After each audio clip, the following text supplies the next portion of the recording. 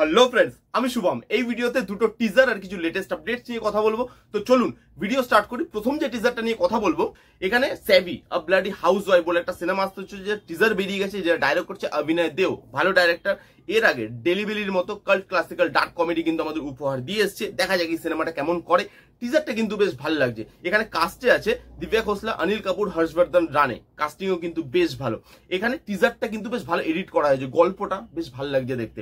এখানে দেখানো হচ্ছে একটা হাউসওয়াইফ যে জেলে গেছে কোনো একটা দোষ করে, সে জেল থেকে পালাবে বলে প্ল্যান করছে এবং সেটার কনফেস করছে। সেইটা দিয়েই টিজারটা করা হয়েছে। বাকি কাস্টকে টিজারে রাখা হয়নি, খালি দিব্যা খোসলাকে সামনে রেখে টিজারটা বানানো হয়েছে। তার কনফেশন দিয়ে এই টিজারটাকে ডিজাইন করা হয়েছে, যেটা ভালো লাগছে। টিজারের মধ্যে গল্প খুব একটা রিভিল করা হয়নি, যে কিভাবে পালাবে, কি দোষ করেছে, ভেতরে আর কি গল্প আছে, কি কি লেয়ারে গল্পটা থাকতে চলেছে, এই সব কিন্তু কিচ্ছু জানা যায়নি, যেটা কিন্তু ভালো দিক। কাস্টিং ভালো আছে, অনিল কাপুর, হর্ষবর্ধন রানের উপর ভরসা আছে, ডাইরেক্টর ভালো। কিন্তু নেগেটিভ কি? নেগেটিভ হচ্ছে দিব্যা খোসলা। বলিউডে কি হিরোইন কম পড়ি আছে যে এরকম ধরনের অভিনেত্রীকে নেওয়া হইতেছে? দিব্যা খোসলাকে আমার দেখতে যতই ভালো, অভিনয় একদমই ভালো করে না, তার উপর আমার আশাও নেই। বাট হতেই পারে স্যার একটা আনএক্সপেক্টেড পারফরমেন্স দিয়ে দিলে, যেটা হয়তো অ্যাজ অডিয়েন্স কেউই ভাবতে পারছেন না। দেখা যাক, সিনেমা এলে তো সেটা বলা যাবে। কিন্তু আমার মনে হয় এই রোলটার জন্য অন্য কোনো পাওয়ারফুল অ্যাক্ট্রেসকে নিলে বেশি ভালো হতো, বেশি ফুটিয়ে তুলতে পারতো। দিব্যা খোসলাকে আমার ঠিক ঠিক লেগেছে, যতক্ষণ না টিজার আসছে, মানে এর ট্রেলার আসছে বা মুভিটা আসছে, ততক্ষণের পারফরমেন্সটা নিয়ে আমি একদমই শিওর নই। বাকি জিনিসগুলো যেহেতু ভালো, এখানে লুক অ্যান্ড ফিল থেকে, বাকি আদার কাস্ট থেকে, ডাইরেক্টর থেকে, এইগুলো যেহেতু ভালো, সেই জন্য এই সিনেমাটার উপর একটু ভরসা রাখাই যায়। নেক্সট কথা বলবো ভাইয়াজির টিজার নিয়ে, যেটা মনোজ বাজপেয়ীর 100তম সিনেমা এবং এটা ডাইরেক্ট হচ্ছে অপূর্ব সিং। এটা একটা মাস মুভি হিসাবে আসতে চলেছে এবং আমরা জানি যে মনোজ বাজপেয়ী এমন একজন অ্যাক্টর যাকে আমরা মাস মুভিতে যে খুব একটা দেখেছি তা কিন্তু নয়। এখানে তিনি মাস অবতারে আসতে চলেছেন এবং তাকে দেখে কিন্তু ভালো লাগছে। এটার গল্পটা যদি বলি, রিভেঞ্জের একটা গল্প। মনোজ বাজপেয়ীর ভাইকে একজন বড় লোকের ছেলে গাড়ি চাপা দিয়ে মেরে দেবে, তার রিভেঞ্জ নেবে। মনোজ বাজপেয়ী কিভাবে নেবে, কি হয়, সেই জিনিসগুলো দেখানো হয়েছে এই টিজারটার মধ্যে। মাস যেভাবে, মানে মাস অ্যাকশন, মাস ডায়লগ যেভাবে ডিজাইন করা হয়েছে, সেটা কিন্তু বেশ ভালো লাগছে। মনোজ বাজপেয়ীকে এই রোলটা কিন্তু ভালো লাগছে। মনোজ বাজপেয়ী যে একটা রুট জায়গা থেকে আসছে, তার ভেতরে যে একটা রুটের ওই রুটনেস একটা ব্যাপার আছে, সেটাও এখানে রাখা হয়েছে এবং তার সাথে মাস এলিমেন্টও রাখা হয়েছে। যে দুটোর কম্বিনেশনটা কিন্তু বেশ ভালো লাগছে দেখতে। এখানে আপনি যদি ডায়লগ গুলো দেখেন, যে ভাইয়াজি বল রাও আর আও, এইরকম মাসি ডায়লগ রাখা হয়েছে। অ্যাকশন গুলো খুব ভালো। মনোজ বাজপেয়ীকে এরকম ধরনের অ্যাকশন করতে দেখিনি, তালোয়ার চাকু এসব দিয়ে মারছে, ভালো লাগছে দেখতে। টিজারটার ডিজাইন খুব ভালো করা হয়েছে। এই টিজারটার মধ্যে সব থেকে খারাপ জিনিস জানেন কি লেগেছে? গল্প প্রচুর বলে দিয়েছে। 2.5 মিনিটের টিজার কে বানায় ভাই? এটা দেখে আপনার প্রথমে টিজার বলে মনেই হবে না, মনে হয় পুরো একটা সিন তুলে এখানে বসিয়ে দিয়েছে। আপনি দেখতে পাবেন মাঝখানে একটা ডায়লগ আছে, যেটা লম্বা একটা সিন, সেই সিনটাকে তুলে বসিয়ে দিয়েছে। আমি জানি না কেন এরকম ভাবে টিজার ডিজাইন করলো, যেখানে পুরো গল্পই বলে দিয়েছে। রিভেঞ্জের গল্প হবে, ভেতরে সবকিছু বলে দিয়েছে, তারপরে সে রিভেঞ্জ নেবে। কি এই ধরনের টিজার কে বানায় আমি জানি না ভাই। টিজারটার কাটিং আমার এখানে ভালো লাগেনি, কিন্তু এখানে যেহেতু অ্যাক্টর অ্যাক্ট্রেসরা ভালো আছে, এখানে অ্যাকশন ভালো লাগছে, ডায়লগ বাজি ভালো লাগছে। মনোজ বাজপেয়ীকে অনেক দিন বাদে এরকম মাস মুভিতে দেখতে পাবো, ডায়লগ বাজি করতে দেখবো, সেই জন্য আমি ইন্টারেস্টেড।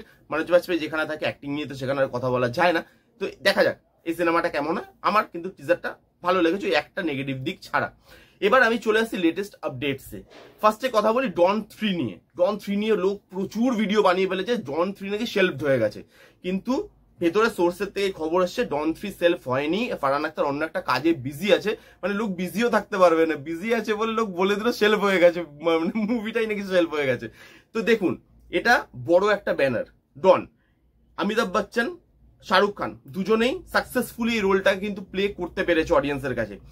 এটা রণবীর সিংকে নিয়ে আসছে। এমনিতেই লোক ভাবছে Ranveer Singh back to back যেহেতু অনেকগুলো ফ্লপ দিয়ে এসছে, এবং তারপরে ডন, মানে লোক এখন সিরিয়াসলি এটা নিয়ে, ইভেন আমি রণবীর সিং ফ্যান হওয়ার পরে আমার মধ্যে একটা কনফিউশন আছে, বা আমিও শিওর নই যে রণবীর সিং কতটা ভালো শাহরুখ খান বা অমিতাভ বচ্চনের থেকে ডনটাকে পোর্ট্রে করতে পারবে। হয়তো পারবে বা পারবে না, কিন্তু সেটা দেখার জন্য বা সেটা বলার জন্য আমাকে মুভিটা আগে দেখতে হবে। যেহেতু বড় ব্যানার, এটাকে টাইম নিয়ে আসাটাই ভালো। ভালো স্ক্রিপ্ট করে, ভালোভাবে অ্যাকশন ডিজাইন করে, ভালোভাবে সেটাকে মানে যাতে আনতে পারা যায়, তার জন্যই হয়তো টাইমটা নেওয়া হচ্ছে। এটা শেলফ কোনোভাবেই হয়নি, এটা কিন্তু কনফার্ম খবর। ফারহান আখতার বিজি আছে, যেই ওখান থেকে কাজ শেষ হবে ডন 3 কাজে কিন্তু ফারহান আখতার হাত দেবে, এটা কনফার্ম। নেক্সট যেটা নিয়ে কথা বলবো, ক্রিশ 4 আসতে চলেছে। এবং এইখানে সব থেকে ইন্টারেস্টিং আপডেট কি জানেন? এটা ডাইরেক্ট করেছে সিদ্ধার্থ আনন্দ। আর আপনারা জানেন যে ঋত্বিক আর সিদ্ধার্থ আনন্দ এই দুজনের কম্বিনেশনটা অডিয়েন্স কিন্তু পছন্দ করে। ওয়ার ব্যাং ব্যাং বিগেস্ট হিট।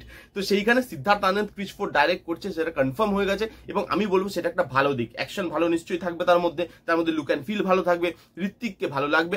অবভিয়াসলি ঋত্বিকের কই মিল গিয়া ক্রিশ, এগুলোতে ঋত্বিকের একটা আউটস্ট্যান্ডিং পারফরমেন্স বেরিয়ে এসছে, যেগুলো বাচ্চাদের সাথে সাথে মানে বাচ্চাদের ভেবেই এই সিনেমাগুলো বানানো, তাদের সাথে সাথে বড়দেরও কিন্তু এই সিনেমাগুলো দেখতে ভালো লাগে। তো দেখা যাক ক্রিশ 4 কেমন হয়। সিদ্ধার্থ আনন্দ আপাতত বলে দিয়েছে যে সেই এটাকে ডাইরেক্ট করছে, এখনো বোধহয় শুটিং এখনো স্টার্ট হয়নি, আর হিরোইনকে সেটাও ডিসাইড হয়নি। এগুলো এলে পরের আপডেটে অবশ্যই জানাবো। আর আজকের ভিডিওতে লাস্ট আপডেট করবো জলি LLB 3 নিয়ে। জলি LLB 3 অ্যানাউন্সমেন্ট ভিডিও চলে এসছে যে জলি LLB 3 বলে একটা সিনেমা আসছে।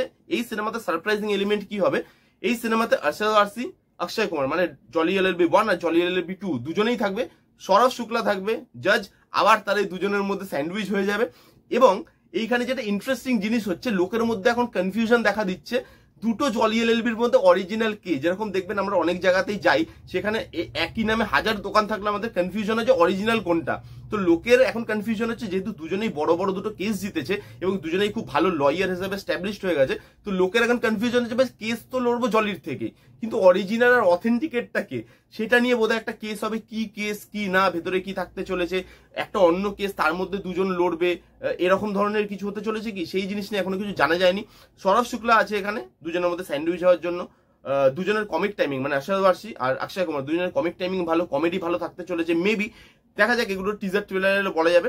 বাট যেহেতু বড় বড় দুজন অ্যাক্টর আছে যারা কমেডি ভালো করতে পারে, সৌরভ শুক্লা আছে যে নিজে খুব ভালো কমিক টাইমিং দিতে পারে, দুটো একটা ভালো ব্যানার থেকে আসছে জলি LLB, খুব বড় ব্যানার, দুটো মুভি খুব সাকসেসফুল। দেখা যাক এই সিনেমাটা কেমন হয়, এই সিনেমাটা নিয়েও কিন্তু আশা আছে। এই ছিল আজকের একটা টিজার ট্রেলারের কিছু লেটেস্ট আপডেট। কেমন লাগলো ভিডিওটা জানাতে ভুলবেন না। ভিডিওটা ভালো লাগলে please give it thumbs up, like করবেন, কমেন্ট করবেন, শেয়ার করবেন, চ্যানেলটাকে মাস্ট সাবস্ক্রাইব করবেন। দেখা হচ্ছে নেক্সট কোনো ভিডিওতে, ততক্ষণ bye bye, take care and be safe.